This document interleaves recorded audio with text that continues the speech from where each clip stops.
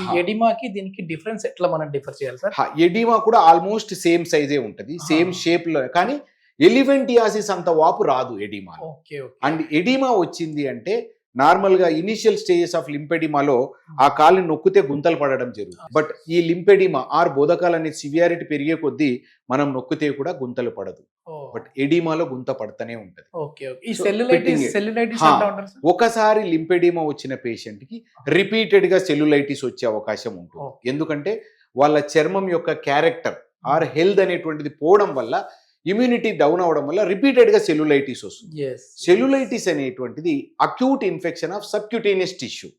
అంటే చర్మం కింద ఉన్న టిష్యూ ఇన్ఫెక్షన్ లోకి వెళ్ళినప్పుడు, ఇన్ఫ్లమేషన్కి వెళ్ళినప్పుడు మనకు సెల్యులైటిస్ వస్తుంది. సెల్యులైటిస్ వచ్చినప్పుడు పేషెంట్ కి సివియర్ పెయిన్ ఉంటుంది అండ్ రెడ్ కలర్ గా మారిపోతుంది, టెంపరేచర్ పెరుగుతుంది. సో ఇటువంటివన్నీ మనకు సెల్యులైటిస్ లో వస్తాయి. బట్ బోధకాలు ఉన్న పేషెంట్ సంవత్సరాల కొద్దీ వాపు అలాగే ఉంటుంది, బట్ అంతగాని పెయిన్, ఈ రెడ్నెస్ ఇవి రావు. బట్ వీళ్ళకి మధ్యలో సెల్యులైటిస్ అనేటువంటిది ఎగ్జాజరేట్ అవుతా ఉంటుంది. సో అంటే కాళ్ళకు మాత్రమే వస్తుందా, చేతులకు కూడా వస్తుంది. సో అసలు ఈ లింపెడిమా ఎందుకు వస్తుంది? ఒక కారణం నేను బోధకాల వ్యాధి చెప్పాను, అంటే ఈ ఫైలేరియల్ ఉకరేరియా బ్యాంక్రాఫ్టీ అనేటువంటిది ఇన్ఫెక్షన్ వల్ల వస్తుంది అన్నాను. ఇది కాకుండా సపోజ్ మనకి ఎప్పుడైనా ఏదైనా యాక్సిడెంట్ అయింది, కాల్కో చెయ్యికో, ఆ యాక్సిడెంట్ అయినప్పుడు, ఫ్రాక్చర్ అయినప్పుడు కానీ, వేరే గాయం అవడం వల్ల కానీ అక్కడున్న లింఫాటిక్స్ డిస్టర్బ్ అయితే అక్కడ లింపెడిమా వస్తుంది.